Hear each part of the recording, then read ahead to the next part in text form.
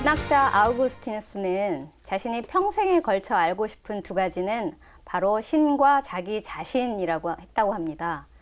초월적인 신에 대해서야 자세히 알 수 없지만 아마 인간에 대해서 좀 더 자세히 이해하고 싶다라는 바람이었던 것 같습니다. 그래서 오늘 이 시간에는 인간에 대한 이해가 다양한 매체에 어떻게 드러나고 있는지에 대해서 같이 이야기 나누어 볼까 합니다. 오늘 도움 주실 분들 나와 계십니다. 선주견 매스컴위원회 서석희 신부님. 네, 안녕하세요. 방송평론가 정석희 선생님, 그리고 음악평론가 서정민 감님 나오셨습니다. 안녕하세요. 안녕하세요. 네. 인간에 대한 이해를 이렇게 세 분이 어떻게 이해하셨을까 저 되게 궁금했는데요. 어떠셨어요? 그거 어려운 준비하시면서. 질문이죠. 네. 예, 고민을 했습니다. 너무나 광범위하고. 그렇죠. 네. 광범위해서. 네. 사실 골고루 어려웠죠. 제 생각도 좀 했습니다. 아, 그러세요? 네. 네. Berg aufging und aus dem Dach. Zimmer im Garten. Wieso eigentlich? Damit es nicht wegfliegt oder was? Dummes Zeug. Wie die Sache. Et qu'est-ce qu'on fait s'ils viennent au monastère? On se laisse tuer gentiment? C'est un risque.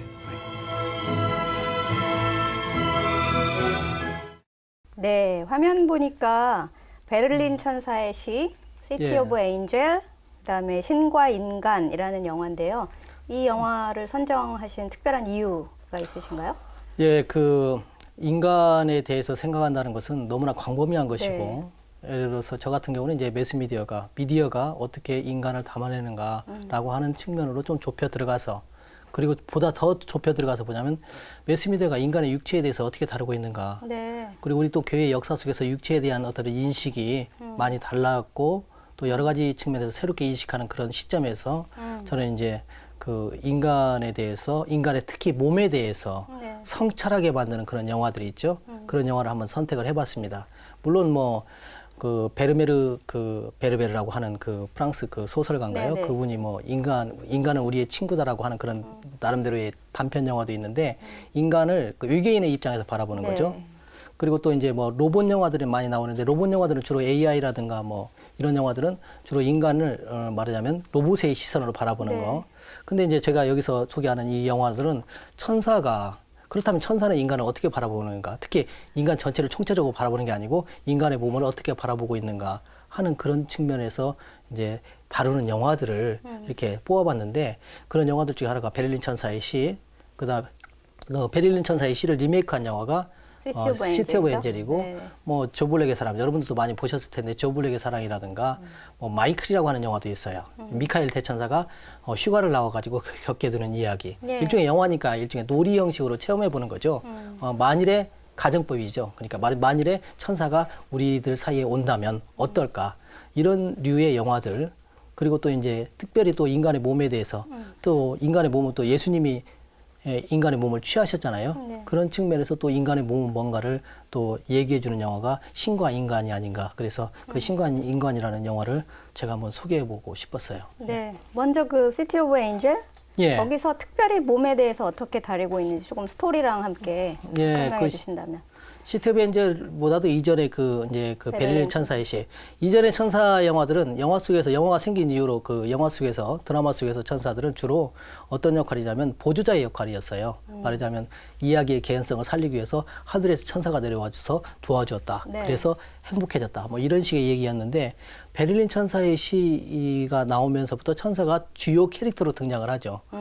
이 천사는 베를린 천사에 나오는 이 천사는 주로 이제 멀리 인간 세상을 바라보면서 인간을 지켜봅니다. 그러니까 말하자면 인간의 생각을 가지고 인간을 바라보는 게 아니고 천사의 시선으로 인간을 바라보는데 여기에 나오는 천사들, 그다음에 또 시티 오브 엔젤에 나오는 천사들이 같은 맥락이라고 볼 수가 있죠.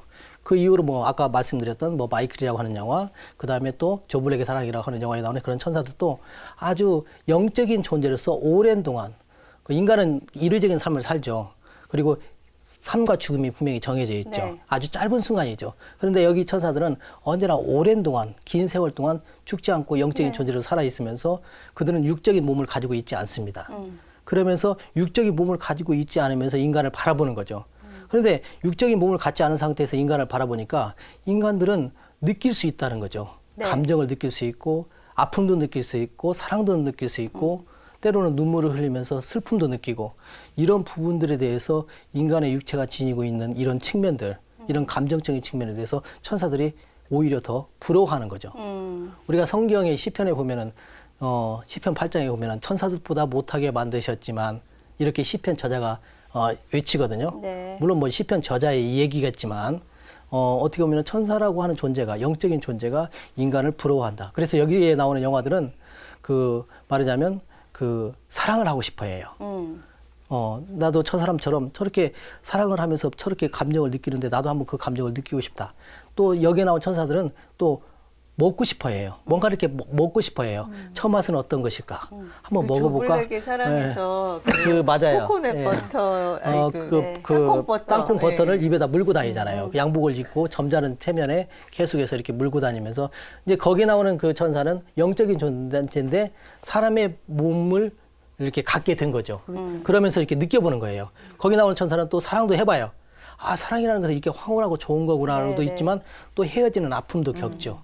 그러면서 여기 나오는 천사들은 인간의 몸이 가지고 있는 다양한 어떤 그런 감정적인 측면들을 보면서 참 부럽다. 이렇게 인간이 몸을 가지고 느낄 수 있는 모든 것들에 대해서 참 부러워하죠. 그래서 마이클이라고 하는 영화에서는 미카엘 천사가 휴가를 나와가지고 가기 싫어해요. 다시 복귀하기 싫어하는 이유가 뭐냐면 이렇게 좋은 세상, 바람을 느낄 수 있고 그리고 뭔가 이렇게 만지면 터치할 수 있고 느낄 수 있는 이런 좋은 세상이 너무너무 좋은데 왜 인간들은 그 좋은 것을 모르고 사느냐라고 이렇게 질문을 하죠. 네.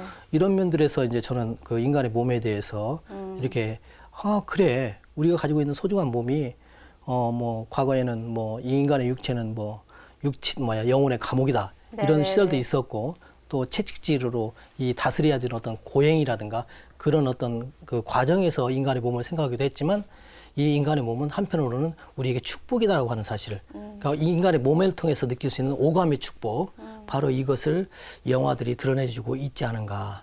그리고 이런 인간의 육체 때로는 이류적이고 짧은 순간밖에 살 수 없는 육체지만 바로 이 육체를 통해서 예수님이 이 세상에 오셨다는 거죠.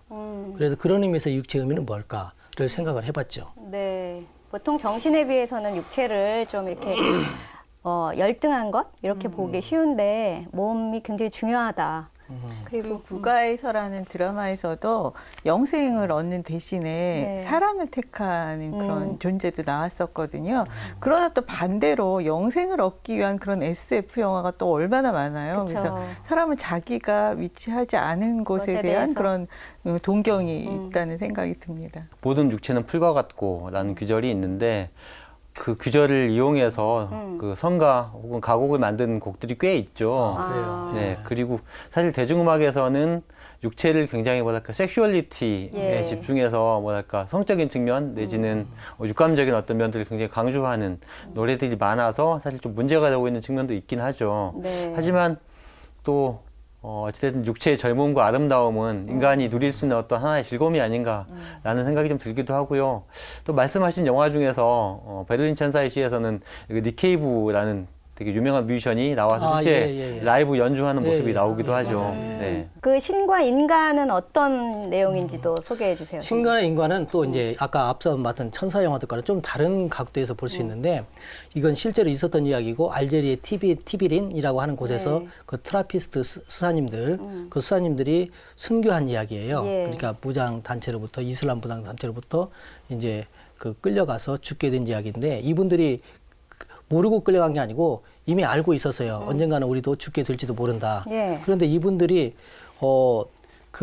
자기들이 그런 죽음을 기꺼이 있잖아. 뭐 일부러 뭐 좋아서 선택한 건 아니지만 그곳을 떠나지 않고 그대로 있었던 이유가 뭐냐면 바로 그것이 바로 그 예수님이 네. 그 인간의 그 육체를 가지고 육화되셨다고 하는 사실을 이분들은 하나의 영성으로 받아들이죠. 예. 그러니까 이분들이 사실 그 성탄절 미사 때 무장 단체들이 쳐들어와요. 이제 그때 끌려간 건 아니지만 그때 쳐들어왔을 때 이 사람들은 아무런 무방비 상태죠. 말하자면 죽이면 죽임을 당하는 것이고 끌려가면 끌려가는 그 상태에서 이제 무장 단체들하고 나름대로는 타협을 해요. 그래가지고 이제 돌려보내는데 거기서 그런 체험도 하죠. 그러면서 이 수사님들은 우리가 여기를 떠날 것인가 말 것인가를 고민하기 시작을 합니다. 왜냐하면 죽을 수도 있으니까. 그러면서 점차적으로 시간이 지나면서 우리가 떠나지 말자. 왜 그러냐면 우리가 처음 여기 왔을 때 무슨 무기를 가지고 왔냐, 재산을 많이 가지고 왔냐. 우리는 그냥 이곳에서 예수님처럼 예수님이 이 세상에 아무런 뭐 준비 없이 네. 뭘 가지고 오신 게 아니고 온통 아기의 모습으로 알몸으로 이 세상에 오셨던 것처럼 말하자면 그 몸을 가지고 오셨던 것처럼 이 세상 사람들과 함께 하지 않았느냐. 그러면서 하느님의 권능을 드러내지 않았느냐. 우리도 마찬가지로 이 수도원의 이 사람들이 변명 안 되지만 이 마을 사람과 함께 동화되면서 지금까지 살아왔지 않느냐. 우리가 그 사람들한테 뭘 큰 걸 준다거나 받는 거는 아니지만 그냥 사는 거. 그 자체였는데 그러면서 이슬람 문화와 함께 서로 교류하면서 서로 친하게 지냈던 상황인데 그런 상황에서 다시 이제 죽음이 올 수도 있다라고 하는 것도 마찬가지다. 예수님이 뭘 걱정하고 당신 아무것도 의지할 수 인간 누군가가 도와주지 안 되는 그런 상태에서 예수님이 이 세상에 오셨듯이 우리도 그냥 신에 속해 있지만 우리는 신에 속해 있지만 가장 인간다운 모습으로 여기에 남자. 그리고 하느님께 모든 걸 맡기자. 네. 이렇게 해서 이분들이 계속해서 그 동네를 지켰고 뭐 나중에는 이분들이 이제 말하자면 협상을 하기 위한 수단으로서 이제 그 무장 단체들이 끌고 가서 나중에는 학살한다는 그런 내용이고 그리고 이분들은 돌아가시죠. 네. 근데 이분들이 그렇게 두려움에 떨고 우리처럼 똑같이 걱정하고 두려워했던 이분들이 그렇게 나름대로는 나중에 의연해지는 모습으로 변할 수 있었던 게 바로 뭐냐면 육화된 예수님. 인간의 육체를 그대로 취하시고 아기의 모습으로 그래서 그냥 인간을 신뢰한 모습으로 오셨던 그 예수님의 모습을 이렇게 받아들였다는 거죠. 저는 그래서 이 육화 그러니까 정말 하는 신이 인간이 됐다는 것, 신이 육체를 가지게 되었다고 하는 이 부분이 참으로 또 신비롭다는 생각이 들었어요. 그래서 네. 그런 의미에서 인간에 대해서 생각해 볼 수 있는 그런 어떤 계기, 그러니까 미디어가 인간에 대해서 이렇게도 생각해 볼 수 있겠구나 하는 그런 것을 이렇게 생각할 수 있는 시간을 가졌죠. 네. 영화 한 편 본 것 같아요. 그래요. 아니 이게 썩어버릴 몸이라고 하찮게 맞아요. 생각할 일이 아니라는 네. 생각이 듭니다. 몸을 통한 인간의 네, 이해 네. 이렇게 예, 정리할 예, 수 있고 특히 성탄을 앞두고 있어서 한번 챙겨봐야 하는 영화가 아닐까. 꼭 보셨으면 합니다. 예. 네.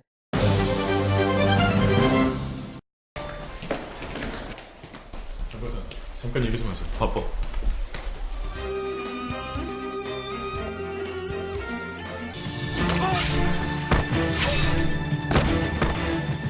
사람은 그럴 수 있습니다. 정석희 선생님께서 준비해 오신 내용인데요. 드라마야말로 이 성패가 인간에 대한 이해에 달려있다고 생각하거든요. 사람에 대해서 얼마나 심리를 꿰뚫고 있느냐 또 캐릭터를 잘 이해하느냐에 따라서 달라지거든요. 그래서 모든 프로그램도 마찬가지고 좀 외람된 말씀이지만 신부님들께서 하시는 강론도 마찬가지인 것 같아요. 신자들의 마음을 이해할 때 더 환영받는 강론이 나오지 않을까 그런 생각이 듭니다. 그래서 이 인간의 이해를 얼마나 잘하느냐에 이 드라마의 포인트는 있다고 생각해요. 네. 지금 오늘 마련해 오신 그 선덕여왕, 하얀 거탑, 여로 예. 이런 내용에 갖고 있는 그 캐릭터의 특성 그리고 드라마의 스토리 제가 네. 왜 이런 캐릭터의 예를 들었냐면요. 이 캐릭터들은 다 악역이에요. 그런데 이게 잘 만들어진 너무나 이 캐릭터를 잘 이해하게 만든 드라마는 부작용이 있는 거예요. 이 악역을 너무 매력적이어서 사랑하게 된다는 거죠. 악역의 편을 들게 만들어요. 그래서 이 하얀 거탑에 김명민 씨가 연기한 장준혁이라는 캐릭터의 경우 아주 좀 표리부동하고 윤리적으로 좋지 않은 인간이에요. 그리고 또 가난하고 억울한 사람하고 법정 싸움까지 벌어지는데 제가 나 이래도 되나라고 생각했던 적이 그 캐릭터를 제가 막 이해하게 되고 그 캐릭터의 편을 들고 있는 거예요. 가난한 사람에게 이 캐릭터가 이겼으면 좋겠다라는 마음을 품게 되는 저를 보면서 나 윤리적으로 문제 있는 거 아닌가라고 생각까지도 했었거든요. 그리고 왜 이 고현정 씨가 연기했던 선덕여왕의 미실이라는 캐릭터도 좀 그런 캐릭터입니다. 굉장히 나쁜 여자임에도 심지어 칼을 빼들고 실수는 할 수 있지만 내 사람은 그렇게 하면 안 된다면서 단칼에 베어버리는데 그 여성이 되게 카리스마 있다고 굉장히 화제가 됐었거든요. 네. 또 추적자의 김상중 씨도 마찬가지거든요. 옳지 않은 정치인임에도 그가 추락하는 것에 대해서 시청자들이 좀 안타까운 마음 마음을 품었어요. 물론 내놓고 막 그 사람 편을 들지는 못하지만 그 사람이 너무 매력적으로 그려지고 있기 때문에 마음속에서는 편을 들게 되는 이런 좀 단점이 있죠. 너무나 잘 이해한 드라마는. 또 신부님 이런 또 윤리적이지 못한 마음은 왜 이럴까요? 글쎄요. 그러니까 제 생각에는 그 악인을 바라보는 다양한 관점이 있는 것 같아요. 특히 드라마에서 이제 뭐 우리가 현실적으로 대하는 사람들, 이건 미디어는 아니잖아요. 그렇지만 이제 움직이는 그런 사람들과 좀 다르게 그 미디어를 통해서 드러나는 그런 인간들은 어떤 측면에서 보면 한편으로 보면은 긍휼의 시각도 있죠. 우리가 예수님 시대에도 사실은 악인이라고 여겨지는 사람들이 있어요. 보면은 뭐 예를 들어서 배신자들, 종족의 어떤 그런 뭐랄까 세금을 걷어가고 있잖아. 로마의 앞잡이들을 사는 그 세리 마테오. 네. 사실 나중에 제자가 됐잖아요. 예수님 제자가 됐죠. 그 다음에 또 뭐 자케오라든가 이런 사람들은 그야말로 비인간적이고 나쁜 놈들이었죠. 그 당시에는. 그런데도 불구하고 예수님이 긍휼의 시선으로 바라봤죠. 예수님의 시선으로 볼 때는 그들도 참 그렇게 돼줄 수밖에 없었던 뜻밖의 이유가 있는 거죠. 거기에 대해서 이렇게 나 자신이 바라볼 때도 이 드라마를 본다든가 이렇게 할 때도 나의 모습이 그 안에서 결코 자유로울 수 없다는 거. 그러니까 그 안에 바로 내 모습이 있다는 거죠. 시청자 아무리 자신의 악인이지만 모습? 내 모습이 비춰보는 거죠. 이렇게. 네. 그런 부분도 있는 것이고 또 하나는 뭐 일종의 연기를 너무 잘하면 그 메소드 연기라는 그런 편도 있거든요. 완전히 그냥 저 사람이 진짜 저 사람이 캐릭터인가라고 의심스러울 정도의 어떤 그런 모습을 보여주는 거. 아주 뭐 영화에서도 그런 캐릭터들이 많이 있죠. 말하자면 마론 브란도라든가 용마로 가는 기차 거기에 나오는 마론 브란도가 나쁜 사람으로 나오죠. 그렇지만 너무나 연기를 잘하니까 매력적이에요. 그 다음에 제가 좋아하는 영화 내용 중에 그 게리 골드만 그 악인 형사 너무 잘해요. 너무 연기를 잘하니까 너무 매력적이니까 그래서 그 악인에 대해서 호감을 갖게 되는 그런 경우도 있고 그 다음에 이제 그 파무파탈 유형들이 있죠. 너무나 그 아름답고 예쁘지만 치명적인 뭐 여인일 파괴다? 수도 있고 네. 이런 식의 어떤 관점에서 보면 아마 다양한 이유들에 의해서 드라마에 나오는 악인들을 좋아하는 것 같아요. 신부님이 그렇게 얘기하시니까 또 위안은 좀 되네요. 근데 제가 기억할 때 최초의 악역은 네. 72년에 열호라는 드라마가 있어요. 네, 네. 예, 저 예, 어릴 예. 때 70% 봤죠. 넘는 시청률을 올렸었는데 거기서 이제 왜 영구라는 예, 장욱재 씨가 예. 연기했던 네네네. 이제 바보가 나오잖아요. 그리고 그의 아내가 태연실인데 박주아 씨가 시어머니인데 그 태연실 씨를 그렇게 구박을 했어요. 근데 그런 시어머니는 처음부터까지 계속 못됐으니까 우리가 그냥 뭐 미워할 수밖에 없죠. 그런데 이제 평면적인 캐릭터니까. 그런데 지금 나오는 악역들은 교묘하게 다양한 예. 면을 가지고 있고 과거사 막 이제 동정심을 불러일으키는 과거사를 늘어놓으면서 우리로 하여금 그 사람을 이해하게 만드니까 이 심리 이해를 굉장히 그 교묘하게 이용하고 있는 것 같아요. 그러게요. 사실 지금은 나쁜 사람들이 너무 많고, 그러니까 착하면 성공하고 나쁘면 실패한다라는 교훈이 사실 맞지 않을 정도로 뭐 정치를 하시는 분이든 뭐 사업을 하시는 분이든 그런 분들이 너무나 많이 성공을 하고 있기 때문에 뭐라 그럴까 그렇게 선과악을 단순하게 그릴 수 없는 시대가 되었기 때문에 그런 부분도 있는 것 같아요. 그래요. 예, 네. 그렇죠. 예. 그리고 사실 또 노래들 봐도 예전에는 뭐 사랑을 하면 되게 지고지순하게 하염없이 기다리고 그랬었죠. 하지만 뭐 90년대 들어서부터는 예를 들면 김건모 씨의 잘못된 사랑 같은 경우가 가장 대표적인 예라고 할 수 있을 텐데 파격적이었어요. 그렇죠. 파격적이었죠. 친구의 여자친구와 네, 네.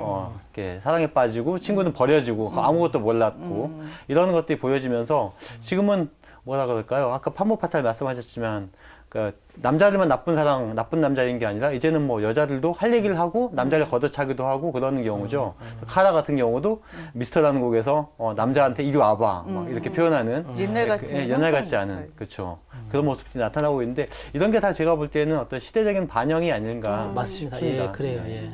그래서 보다 인간의 다양한 측면을 드라마의 인물이나 뭐 노래에서도 다양하게 보다 드라마뿐이 복합적으로 아니고요. 네. 토크쇼도 요즘은 뭔가 정말 독한 소재 또 독한 리액션을 해야만 인기를 끌다 보니까 출연자들이 점점 독한 얘기를 해서 구체적으로 예를 들자면 왜 아실 거예요. 빅마마의 이혜정 씨나 또 네. 전원주 씨 같은 분들은 정말 독한 얘기를 늘어놓고 있고 여러 채널에 나오고 계시거든요. 그만큼 인기가 있다는 얘기니까 사실 이게 정말 이런 식으로 가는 것에 대해서 좀 생각을 해봐야 되는 그러게요. 다 박명수 씨도 맨날 화만 내는 거예요. 화내서 분기가 있어요. 맞아. 저는 오히려 더 긍정적인 측면에서 볼 수 있다고 생각해요. 왜냐하면 좋은 게 다 좋은 게 아니고 네. 또 예를 들어서 다 착하다고 해서 착한 게 아니고 옛날처럼 권선징악 구도라든가 아니면 아주 단선적인 구도죠. 그러니까 뭐 좋으면 좋은 거고 이런 게 아니고 한 인간에게 얼마나 복잡한 것들이 있는가라고 어떻게 보면 인간의 성찰이라고 하는 측면에서 좀 더 이렇게 더 우리가 좀 더 심도 있게 볼 수 있지 않을까.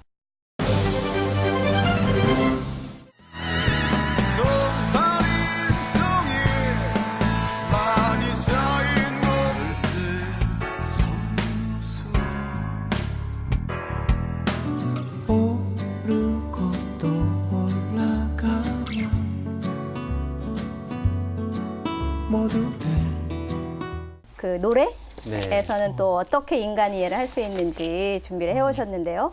그 노래도 모든 예술 작품과 마찬가지로 하나의 인간학이라고 할 수 있죠. 예. 그렇죠. 근데 대부분의 노래에서는 인간을 되게 착하게 다루거나 낭만적으로 다루는 그래서 사랑 얘기를 하면서 뭐 그리워하거나 사랑하거나 이런 되게 예쁜 모습으로만 그리고 있어요. 근데 이제 그런 노래들은 너무 많기 때문에 조금 더 현실에 가까운 노래를 제가 골라봤는데 안치환 씨가 부른 똥파리와 인간이라는 노래가 있습니다. 네. 이 노래는 그러니까 똥파리가 똥이 모여 있는 곳에 늘 쫓아다니듯이 인간도 별반 다르지 않다라는 얘기를 하고 있는데 결국 이제 자본주의에서 살아가는 인간들이 얼만큼 그 자기 이익을 쫓아가는지를 보여주는 그런 좋은 곡이 아닌가 싶어요. 그래서 이런 노래를 들어보면 그러니까 현대 자본주의를 살아가는 인간의 모습이 딱 보여지거든요. 예. 사실 뭐 멋진 모습은 아니지만 자기의 모습이 아니라고 부정할 수 없는 예, 굉장히 냉정한 노래이고 우리를 거울처럼 비춰주는 노래이기 때문에 이 자리에서 한번 골라봤습니다. 네, 저도 가사를 보니까 되게 똥파리와 인간을 이렇게 뭐랄까 비유했다고 할까요? 굉장히 사실적인 노래네요. 그렇죠. 저는 네. 이렇게 떼지어 날아가서 산다는 이렇게 열광하는 그런 가사를 보니까 그 막장 드라마에 빠져드는 대중이 생각났어요. 그런데 이 가사 자체가 거북할 정도로 직설적이지만 사실 요즘 아이돌이 하고 있는 직설적인 그런 가사와는 차원이 다르죠. 이건 인간을 오롯이 이해하는 그런 가사니까. 네네네. 그렇죠. 사실 이 가사는 그 안치환 씨가 쓴 게 아니라 돌아가신 되게 유명한 민중 시인이었던 김남주 시인이 쓴 시였죠. 거기에 이제 곡을 붙였는데 사실은 인간은 지고지순할 수가 없죠.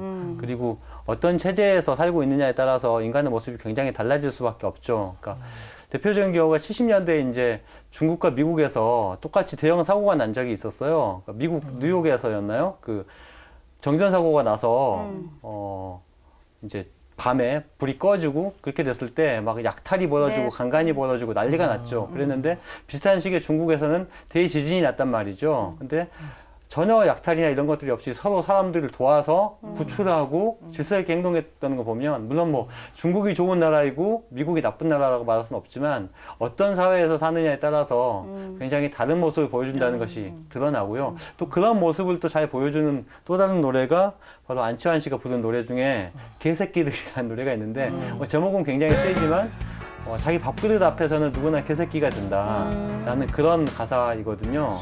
그런 것들이 이제 인간의 어떤 모습을 잘 보여주는 가사가 아닌가 싶고요.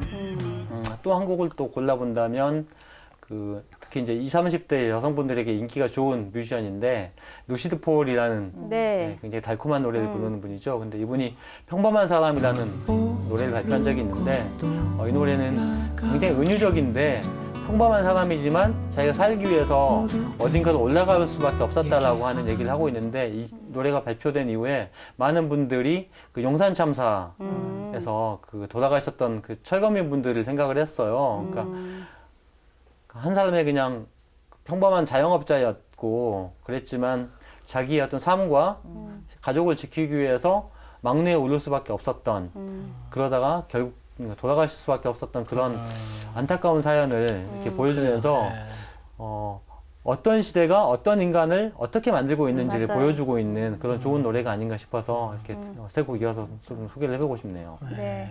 신부님은 이런 노래들 들으시면서 소개 들으시면서 어떤 생각 드세요? 예, 저는 그 인간의 이해라고 하는 그 관점에서 이제 이거 보니까 참 인간을 이해한다는 게 이렇게 음악을 통해서도 이해할 수 있구나. 네. 그리고 인간을 이해한다는 것뿐만 아니라 한 시대를 살고 있는 그 인간들의 어떤 생각들, 그들의 가치들, 밸류들, 그리고 그들이 겪고 있는 아픔들 이런 것들을 생각하다 보니까 그 중국의 그 오경 중에 하나가 그 애기 네. 그 중에 하나가 악기 편이 있는데 거기에서 음악에 대해서 언급을 많이 했어요. 참 그 기가 막힌 말들이 참 많은데 그 음악이란 도대체 뭐냐를 이렇게 성찰하는 그런 이야기들인데 그 특히 이제 백성에 대한 이해, 그러니까 한 나라에 살고 있는 그 사람들에 대해서 임금이 이해를 잘하기 위해서는 뭘 해야 되냐면 백성들이 노래소리를 들으라는 거죠.